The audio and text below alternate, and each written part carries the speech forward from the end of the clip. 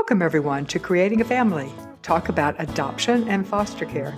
I'm Dawn Davenport, and I am the host of this show, as well as the director of the nonprofit creatingafamily.org. Today, we're going to be talking about parenting adopted teens and young adults. We're going to be talking with Katie Naftzger.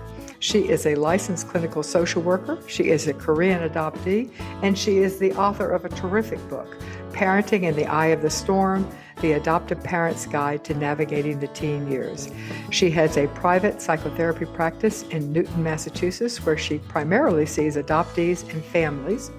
Currently, Katie facilitates an online group for adoptive parents whose teens are struggling with mental health issues, as well as a group for adopted teens and young adults. Welcome, Katie. Welcome back to Creating a Family. Thank you so much, Dawn. So let's say I do love the book, Parenting in the Eye of the Storm. It is, I think, a valuable guide for those of us who have or in the process of or who have parented teens. Why is parenting an adopted teen any different from parenting a child who comes to our family by birth? I think in addition to the usual challenges that teenhood brings, we have the added overlay of the adoption piece and the race piece. And many adoptive parents describe feeling pretty affected by the hardships and the trauma that the child has already faced.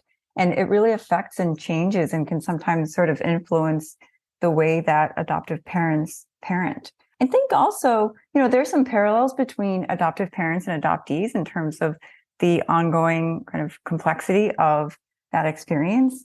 For example, adoptive parents also don't have all of the information that biological parents have, like genetic history or even genetic overlap in behavioral issues, or I was just like that when I was a kid, or, my brother was the same way. And sometimes there's not that much overlap. And when there's not that much overlap, it can make it all the more difficult to sort of like catch up and try to figure out what's going on. And as you point out, not always, but many of our kids have come from a background where they've experienced trauma or at the very least, they've experienced loss. And that does change how you parent them. And you're right that I think that parents may parent sometimes differently, even if they shouldn't, but for fear that they need to parent differently or worry that the behaviors that they're seeing are something that they need to worry about. Whereas a child that comes to us through birth, we might be better able to parent through it because we think that it is, and I'm using air quotes here, normal. I think that sometimes adoptive parents, whether it's conscious or not, might end up wanting to kind of offset some of the previous struggles that they perceive their adoptees having already gone through before joining their family. And so they want to provide like a corrective experience, a positive experience of being a child and being loved and not being abandoned and not being kind of left behind or misunderstood. And so they want to, kind of compensate for all of the struggles that the adoptees have had. Yeah, I do think that can be very much the case.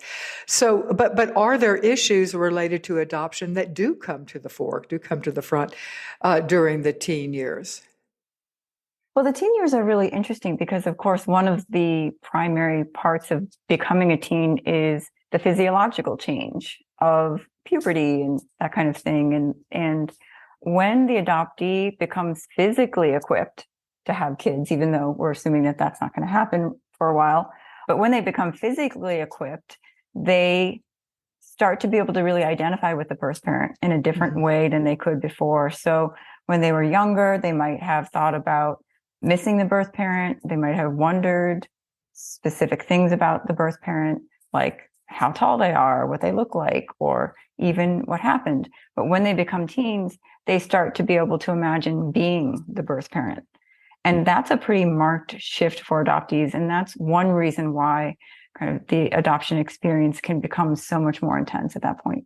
And are there issues also that one of the developmental milestones for our teen years is developing our identity?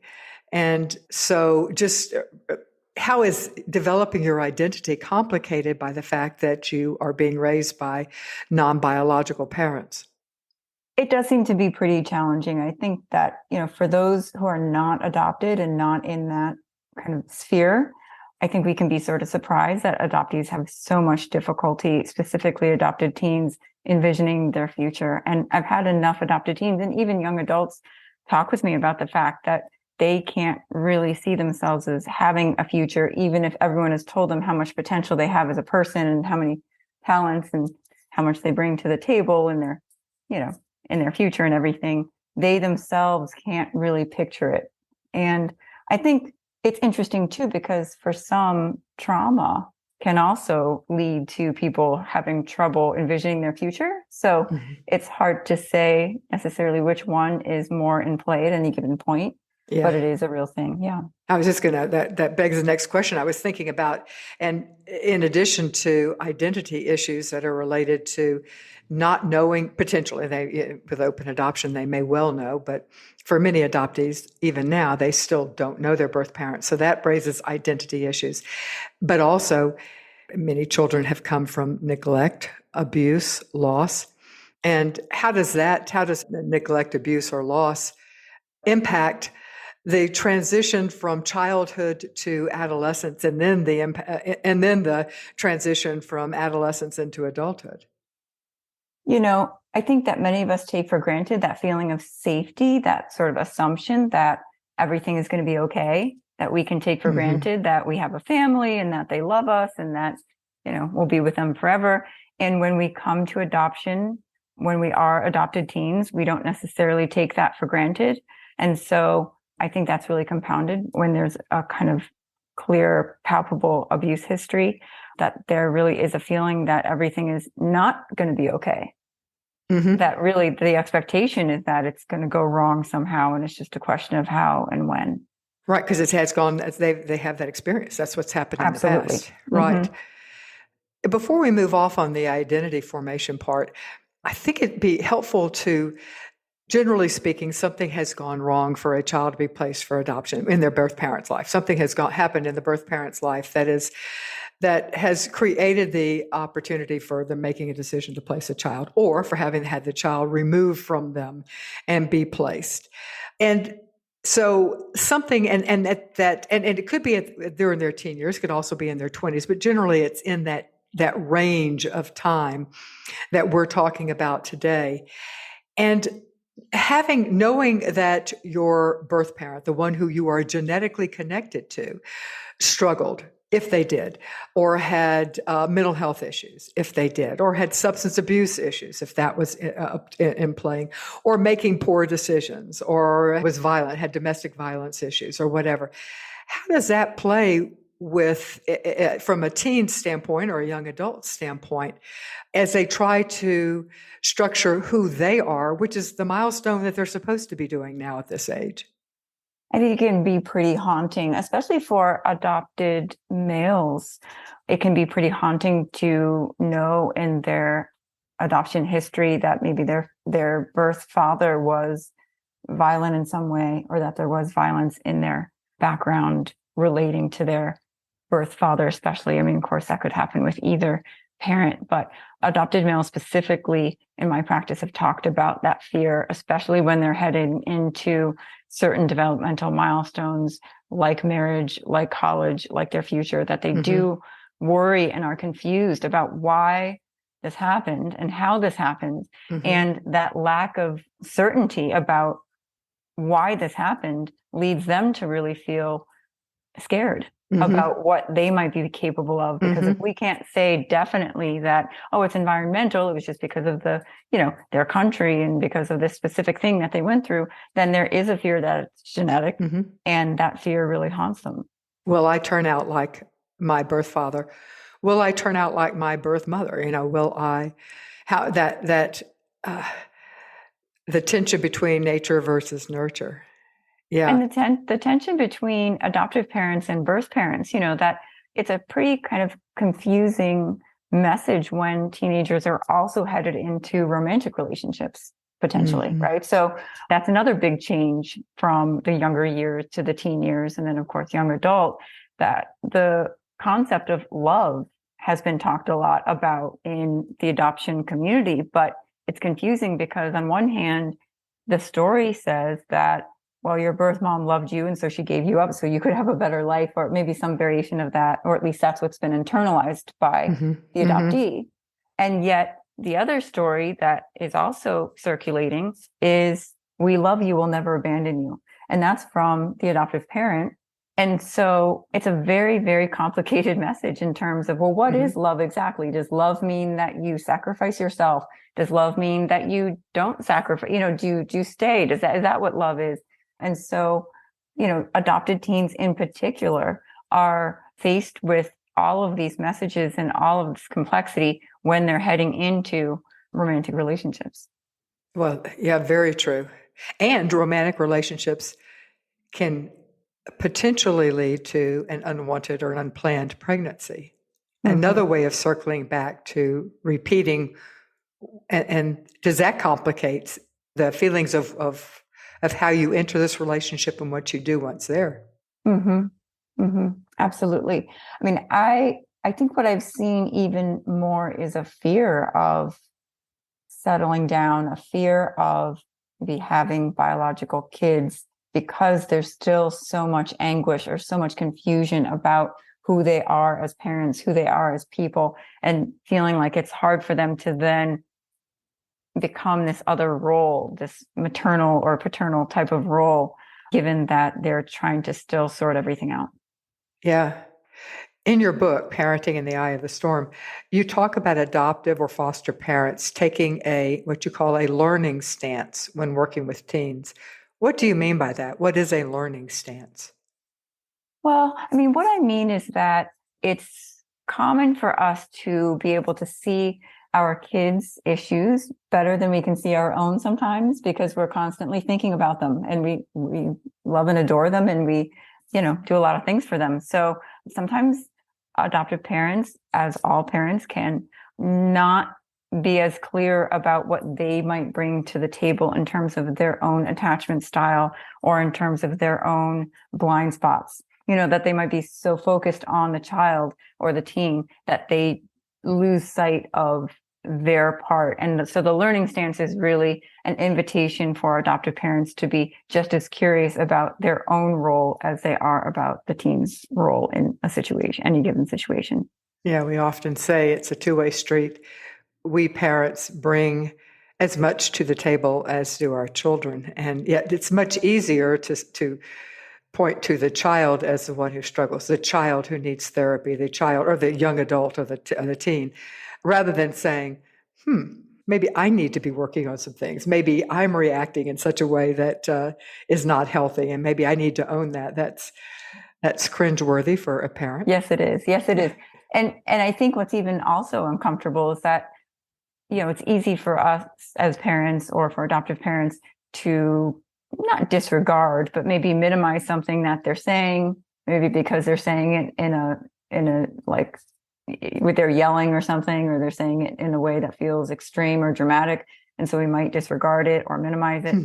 And in fact, there probably is some truth to everything that they say, which is maybe upsetting in some ways. I was going to say, that's disconcerting. Just like, thinking back. Yeah, I know. Maybe not the grandiosity or the kind of the level that it's being said, or kind of the depth in which it's being said, but it is easy to kind of, to disregard them. But they are speaking a certain truth, because what's interesting is that they can see us as well as we can see them. And that's a lot too, Yeah. Absolutely. We are excited to let you know that we have 12 free online courses available for you. These courses are brought to you by the support of the Jockey Bean Family Foundation. We are in the process of uploading new courses into the free library of courses. So if you have partaken of the courses in the past, check it out again, because there are some new ones up there. You can find them all at bit.ly/JBF support. That is bit.ly/JBF support. I wanted to go back to something you raised at the beginning. Our kids often, not always, but often come to us from experiencing early life adversity, and that does impact them, and sometimes it impacts their ability to move in this world. Sometimes it impacts the way that they behave or how they are perceived. And although I don't think parents would ever use the word pity, they are very often aware of how their children have been impacted. And it does impact how you parent, or it can. So how does that interfere with maybe our health, the way we should be a healthy parenting relationship for our teens? One of the questions I keep in mind is, okay, is what's happening going to help the adopted teen to feel more empowered or less empowered? And so I agree that probably most of us would not use the word pity as what we tend to do with our kids, but I would hope not. yes, but sometimes adopted parents can inadvertently make decisions that lead the adoptee to feel less empowered, more disempowered. And that's sometimes a kind of a signal for us that, oh, maybe we need to look at why we're doing this. I mean, I think the other signal is when adoptive parents might say something like, well, it's just going to be too much for them. Or it's just, I don't want her to have to go through that, And while there's definitely a place for that, we can't help but wonder again about, are we overcompensating somehow?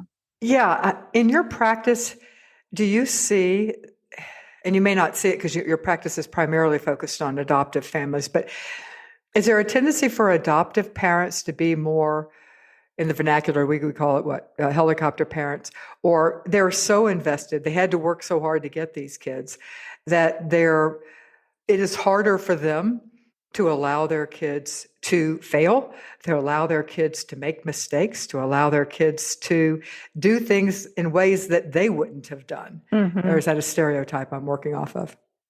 No, I think there is probably some truth to that. And, we had mentioned earlier not wanting the adoptee to suffer more than they already have. Right. So that's already a foundation of, well, let me try to make life a little bit easier, given that they've already been through so much.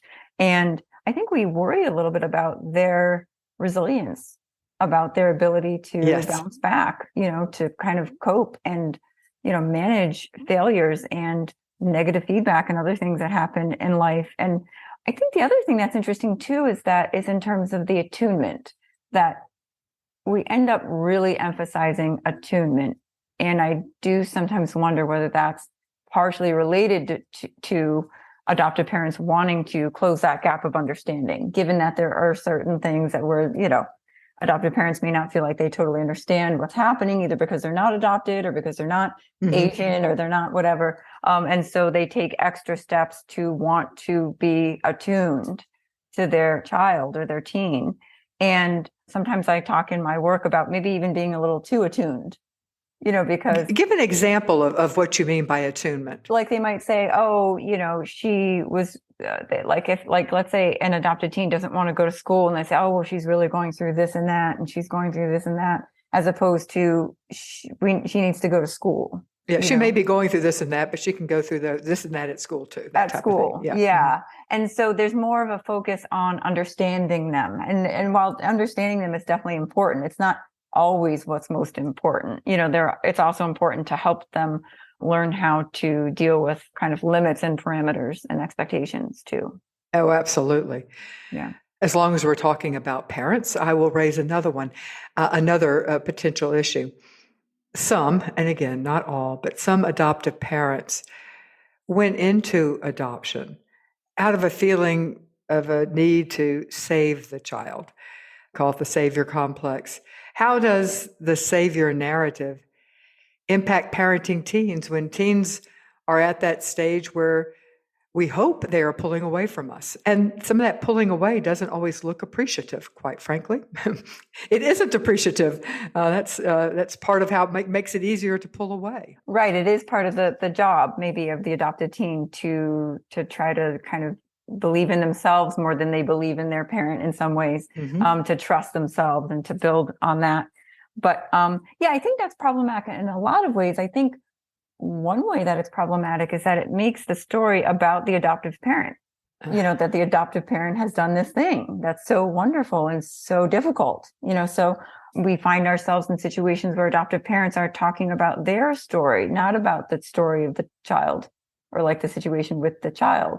It's about their story of how they adopted and why they adopted. And that can sometimes be sort of a red flag or just a signal for you as an adoptive parent if you find yourself telling your story over and over again, instead of focusing on the child. And how does it, and if we adopt, even if it's on the unconscious level, with the idea that we are stepping forth but for us, this child would have had a horrible life. When our children are young, they either don't pick up or they don't pick up on it or they buy into it. But I think in our teen years, I think a lot of teens don't want to buy into that story and would actively push against that story. Yeah, so I think we see teens trying to kind of separate themselves from their parent. And that can be pretty challenging because when an adoptive parent is kind of portraying this frame of look at what they've done for this child, look at what I've done for you, the adoptive parent can then become invested in keeping the child close.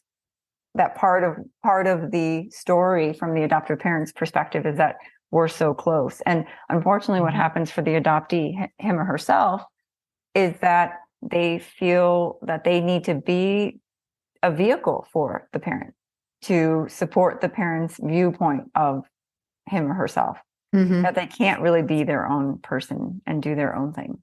Especially if the parents are coming from that perspective and won't grow past it. Exactly. Let's talk some about birth parent issues because it is as our children enter their teen years and then into their late teen years and early adult years, many of them either start searching or start thinking about searching. How does that play in from a developmental standpoint from an adopted teen, and how can adoptive parents be most helpful at that stage? Well, there's such a range of the way that those conversations can go, of course. Adoptees talk a lot about how at times their parents are not open to that. And so that really is a challenge for the adoptive parents to work with and deal with and think about is what is their hesitation about that, or are they truly open to that? Do they feel threatened by that? I think in terms of the search itself, the search is really interesting because, well, for one, it's something that usually can mostly happen after the child is older. I mean, sometimes things have occurred, like the adoptive parent has searched earlier or something like that. But generally, once your teen gets a cell phone, once they get a smartphone or get onto a computer, then they're going to have, and then that becomes their choice whether they tell their parents or not. Yes, that becomes their choice. I think with international adoptions, it's a little different because they have to go through the adoption agency, which has become more and more strict. But yes, absolutely. For non-international, and even with international, there are things that they can do. But you're right, it's harder. But certainly for non-international adoptees, parents are kidding themselves, I think, if they think that once their child has access, unfettered access, or at least any access really to a computer, that I think many of them have already started the process of just trying to, assuming they don't have an open adoption and they can't just call up their birth mom or birth dad. I mean, it reminds me a little bit of a divorced parents a little bit, where there can be some animosity or some tension, even if the goals might be the same in general. There might be some tension between the birth parents and the adoptive parents. I mean, even if you don't want that, even if you generally know that it's best to be on the same page and all that stuff. And so the child or the teen can sometimes feel like they can't tell the other parent certain things. Oh, very much so. Or even tell their adoptive parent that they're interested in finding their birth family. And it may not be birth parents. It may be birth siblings. It could be birth grandparents or, yeah. And sometimes when they reach out, they find difficult situations. And this can happen anywhere from 14, when they have access to being able to search on their own, which used to be much harder, but now it is not.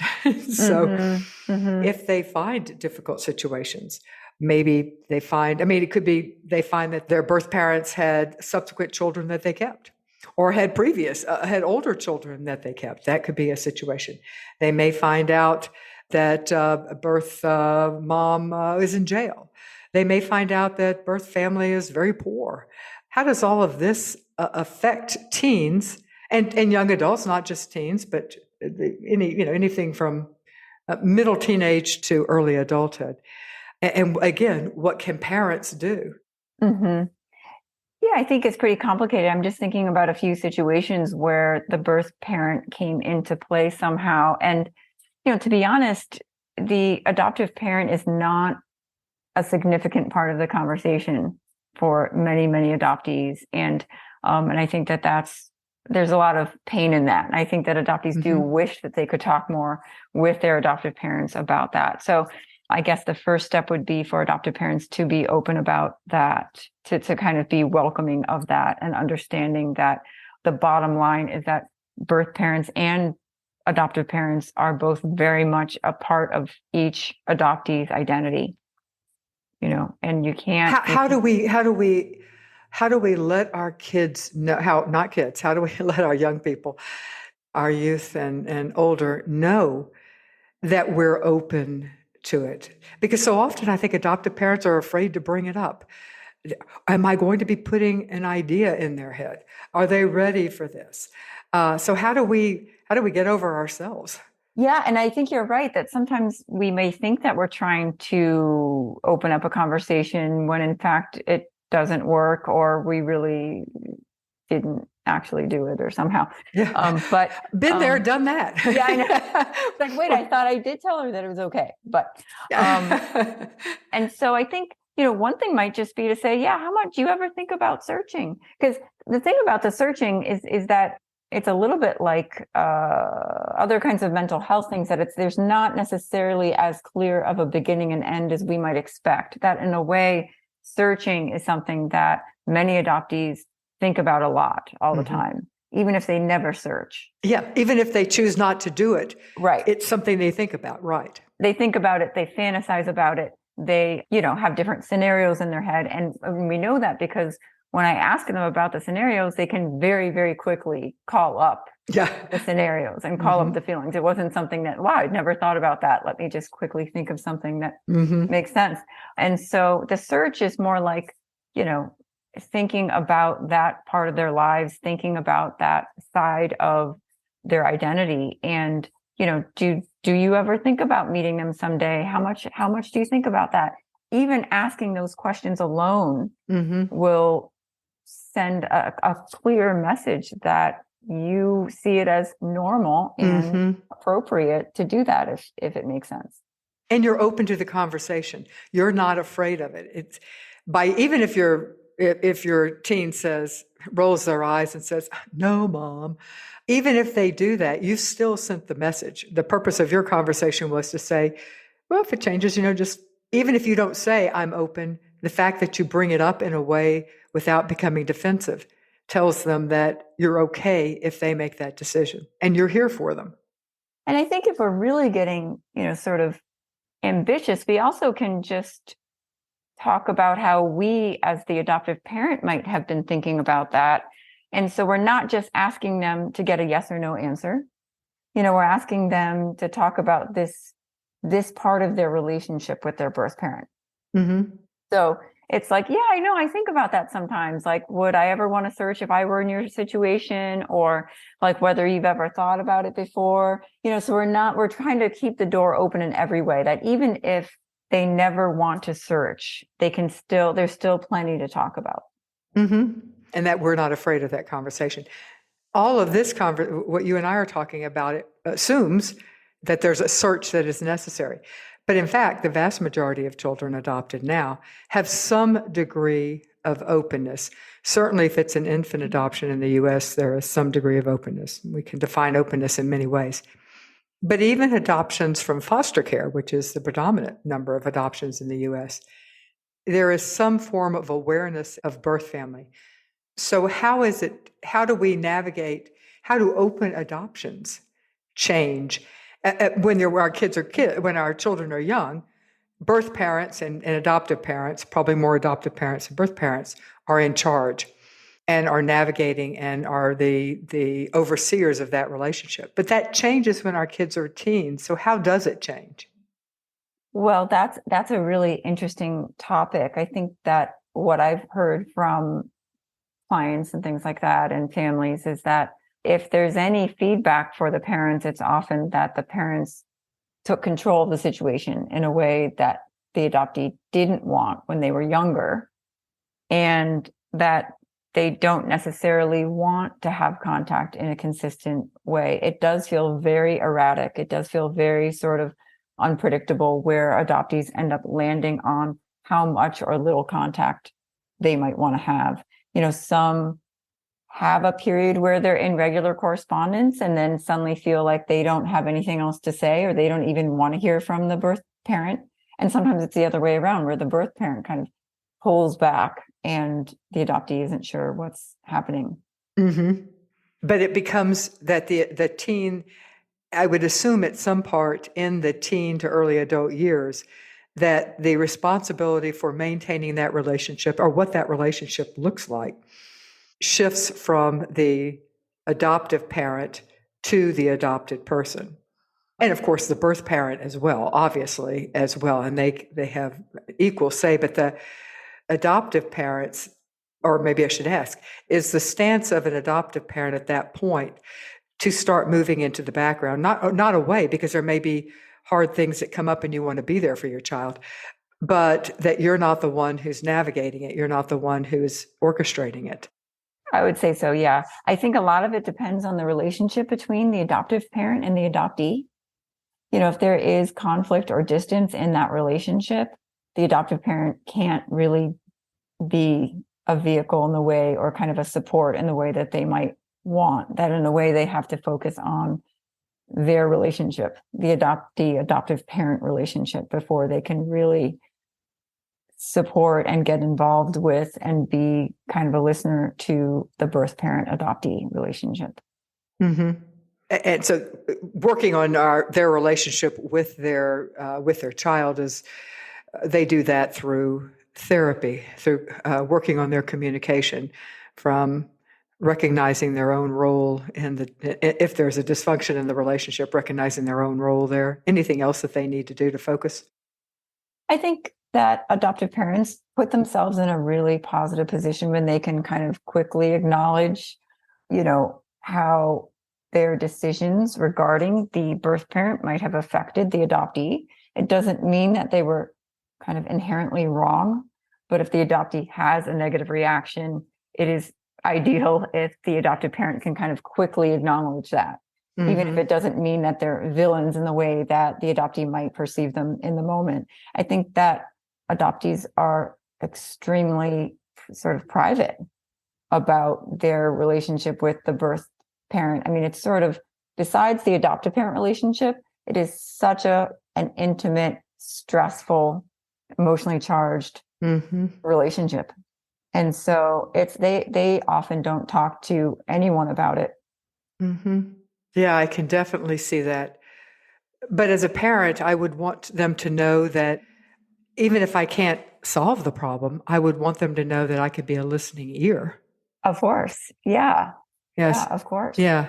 Yeah. So I want to send that message for sure, that regardless of what's happening, if you need a non-judgmental ear, I'll try to be that type of, I'll try to keep my judgments mm-hmm. in check.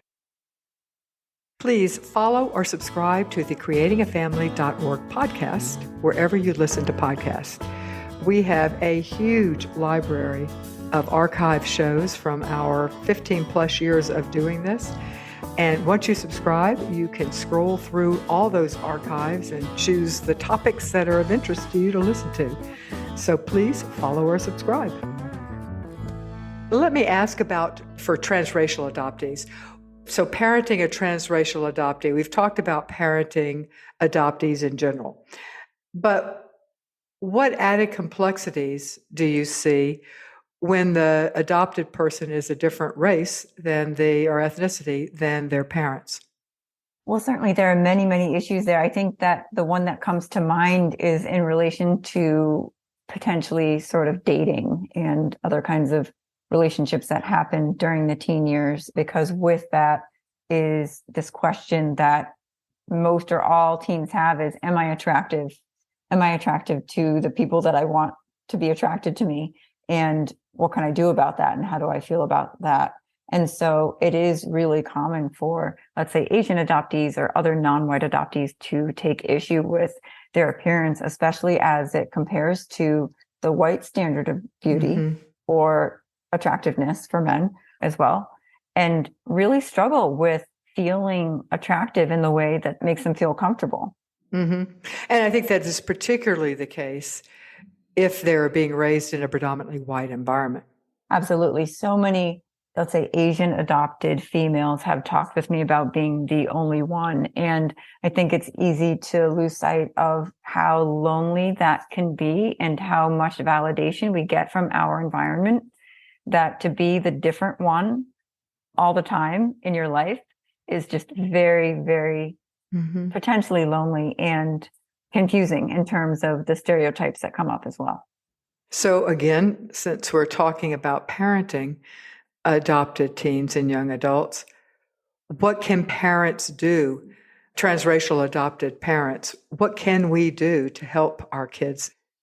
Well, it's interesting. I think that sometimes support is what adoptive parents can do, even maybe more so than help per se, because in a way, what we want is to empower them to help themselves, or to feel like they can make moves in their lives that can propel them forward. And so it really comes back to listening a little bit, but listening seems so simple. And I think all of us have been in that situation where we've been trying our very best to listen and to be supportive, and somehow the conversation still goes south, because once an adoptee can feel understood in a conversation and can feel seen in a conversation, they can do a lot with that. Of course. Yeah. And that is, and ultimately empowering them is our role. That's I think that as parents of teens, regardless of whether they come to us through birth or adoption, that's our role. That is our role. We want to launch them. I remember in one of my children is Asian, and when she was a teen, I knew that she was interested in makeup. And I said, I don't know the best way to make up Asian eyes. And I said, let's sit down. So we found together quite a few, actually, video tutorials for makeup, some much more extreme, but we just watched them all. And then we bought all the products and played with them. And I was thankful when she didn't choose the most extreme. But as a way of acknowledging that I didn't know. And so we could we didn't live near a strong Asian community where they would have Asian beauty parlors, but we were able to find it on YouTube. And so I think that helped her. I think it helped her feel like that she was able to enhance, even though I would love for her to think that she didn't need makeup at all. She did not feel that way. Yeah. Well, Dawn, that's such a wonderful moment with her. And I would guess also, yes, that she felt seen, because when you're doing that, you're also saying, I know that we don't look the same. And that was the message I wanted to send. Exactly. Yeah. I know that our needs are not the same, and I'm not threatened by that. I'm interested in that. I'm not going to take over, but I want to have a wide enough circle of interest to be able to include that. And I think you're right that, as much as adoptive parents can be curious and interested in being outside of their comfort zone, because as we know, all of us have some area of privilege. It's not just about race, it's about anything. And I think of privilege as something that's an unearned benefit, a benefit that we didn't do anything to accrue. It's just something that makes life a little bit, that sort of paves the way. And so if you're not white, you don't have that white standard of beauty. And so part of the support that I think adopted teens are asking from their parents is not to minimize that, because I think that that's sort of the common thread, is that adopted teens often feel minimized. Every so often, there can be a moment, as you're describing, Dawn, where a parent really embraces, the diversity in their family. But more often, it's not discussed at all, or it's just not discussed.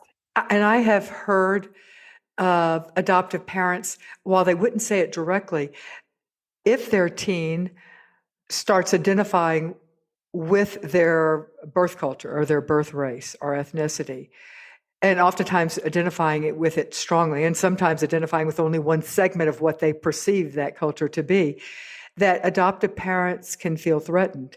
It's like all of a sudden, all he's listening to is whatever, rap, and the only sport he's interested in is basketball, or whatever the stereotype that their perceptions would be. And from a parent's perspective, they might feel threatened. What would you say to those parents? I would say it's understandable that they might feel sort of abandoned or rejected, and it's interesting that that's a parallel for adoptees. That exactly. That they end up like, yeah, it's a tough feeling. It's a very, very tough feeling, and so in a way, I guess I would invite adoptive parents to maybe even better understand their adoptee, like what that's like, what it's like when it feels like the adoptee is moving on without them, or maybe just doesn't really connect. Moving to a place they can't reach, or fear that they can't reach. Yeah. Mm-hmm. Right. And yeah, I think it makes sense that it would sort of stoke the fears of adoptive parents of like, yeah, this was my worst fear, that I really can't parent this child, that I really can't kind of get as close as I need to be to this child to be the kind of parent and to have us have the relationship that we need. Don't you think, though, it's helpful for parents to step back and realize that this is a healthy developmental step? Yes. As much as we want to be so close to our children and have them call us and depend on us, our role really is to launch them. And to do that, they need to separate from us. And to separate from us, they need to form their own identity. And it can't be our identity because that's ours. So, yeah, I think that, and I'd say this again, I think this carries with regardless if the child is through birth or adoption, but I think adoption adds, particularly transracial adoption, can add added complexity there. And I think that sort of relates to this issue of trying to be so attuned, so connected, so understanding, that I know my child so well and I really understand everything she's saying and doing, and that sort of reinforces how close we are because I really understand everything. And when in fact, the adopted teen really needs to feel equipped for adulthood. And in order to feel equipped for adulthood, they need to face a little more adversity. They need to practice that feeling of failure and even that feeling of feeling abandoned. Everyone who's an adult usually has felt abandoned at times. And it's really a feeling that is part of growing up, unfortunately, and although it is difficult. And it's a feeling that it sort of takes practice to tolerate, and so if the child has been kind of in this nurturing womb-like environment their entire childhood, then they really aren't equipped to kind of set out and do things outside of that.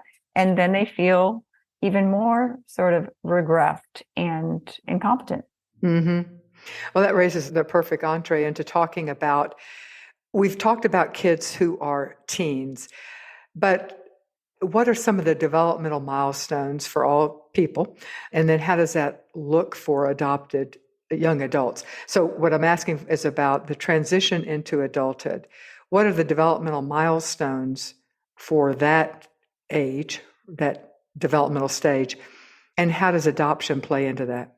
I think of a couple of themes. One theme is really guilt, that I've been struck by how many, let's say, college age adoptees feel quite a large sense of guilt in how they have disappointed their parents, how they have not been the daughter or son that they should have been, and the sense of obligation that they have, even to their birth parents, even if they don't have a relationship to their birth parents, and their motivation to do the right thing. Like, this is what I'm supposed to do. I'm supposed to major in this. I'm supposed to go to college.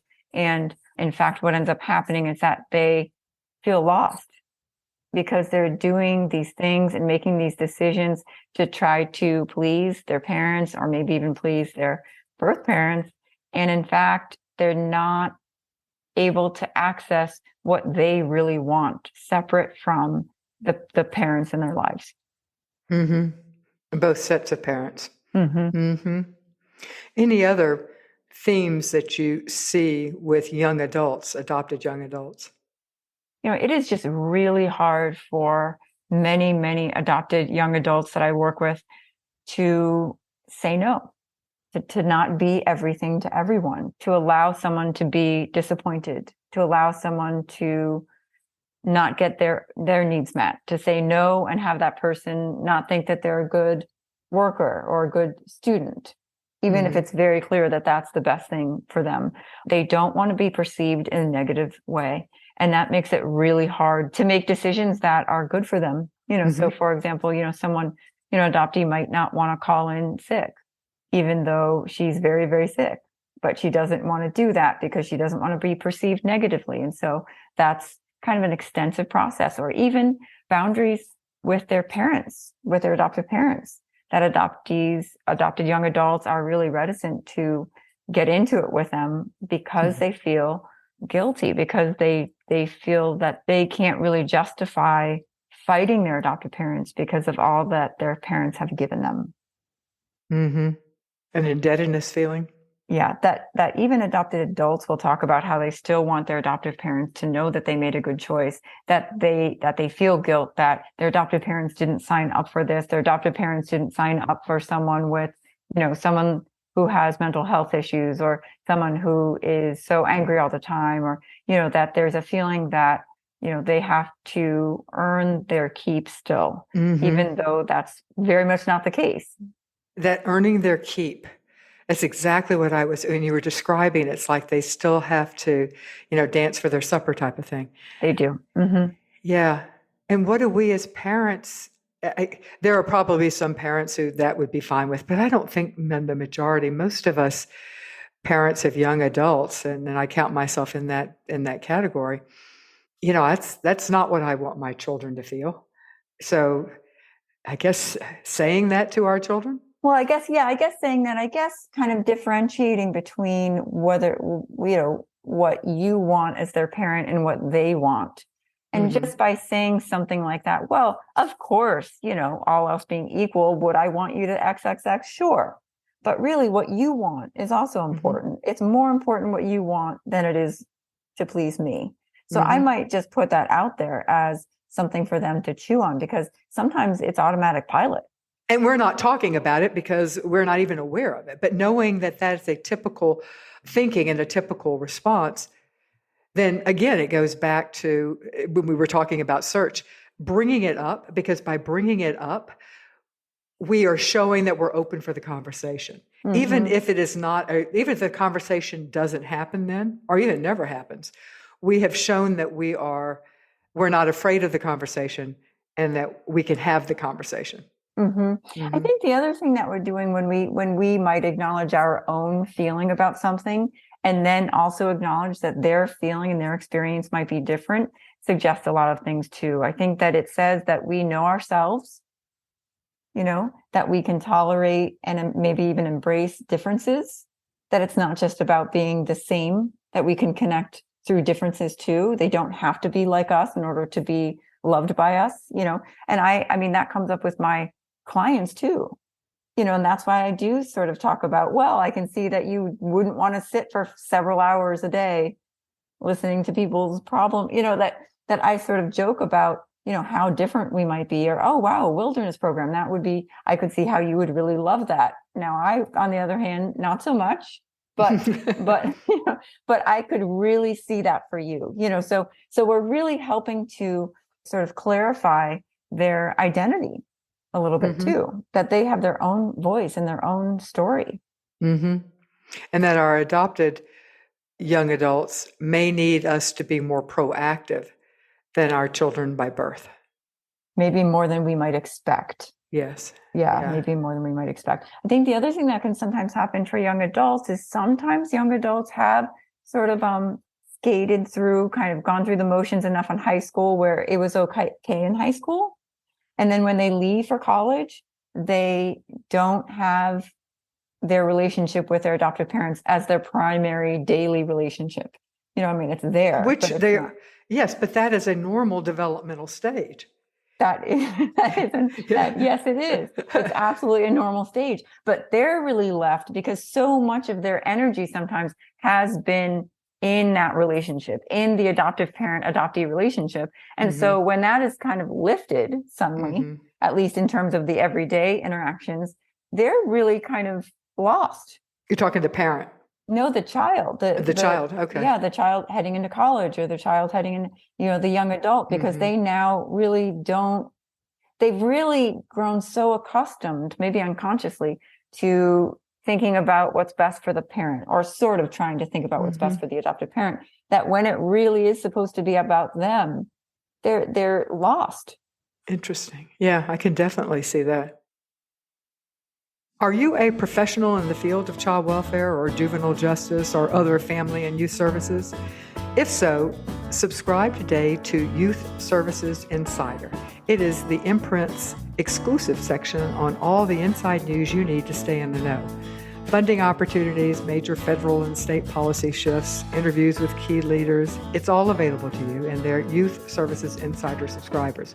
Sign up for a monthly or yearly subscription today by visiting imprintnews.org and use /subscribe. Our podcast listeners get 10% off on their subscription by entering the promo code podcast10.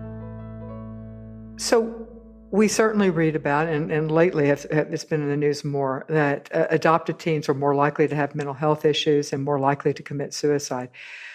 How do adoptive parents support their teens and young adults through their mental health and to protect them if they can? I think, unfortunately, one of the hard parts of this, Dawn, is that there's definitely some things that adoptive parents can do that would be the opposite of, of helping, and then there are a few things that they could do maybe to help and support. And some of the common mistakes that I think are missteps that we've all made, and maybe we continue to make because it's human nature, and this is a complaint from my clients who get this feedback and this sort of input from the adults and even their peers constantly when they're struggling, is for us to try to explain how important they are, explain how important life is, explain how important, how loved they are. And in reality, that really does not help, unfortunately. And I think we can see that when we're in that conversation, because they clearly don't respond, well to that. And sometimes it even makes them feel worse. So when we're thinking about the statistic, and the statistic as it stands is that adoptees are 4 times more likely to attempt suicide than compared to non-adoptees. And in that statistic, I really think a lot about this survival narrative, that one of the unique aspects of adoptees is that they have this narrative where they were put at risk, or sort of at risk, at a young age. And for many adoptees, that's their first story. And because that's their first story, it makes it extra confusing, because usually people have kind of a positive, take for granted, loving, stable story. But adoptees have this very upsetting, traumatic, tragic story, or near tragic story. And so there's this feeling of, I could have not survived and I was at risk.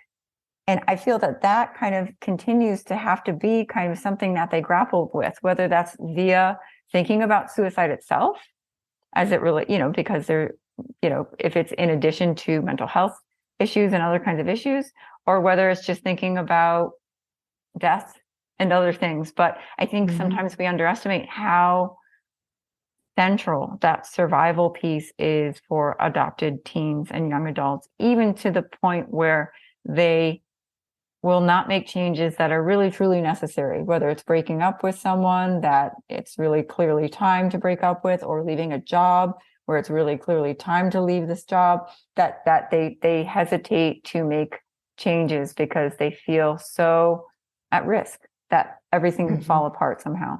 And that contributes to the mental state that would lead one to consider suicide. Yes, I think that in combination with the challenge for adoptees of not seeing their future. There's a quote that I had mentioned in the book that this adopted teen said of, if I can't know where I have been, I can't know where I'm going.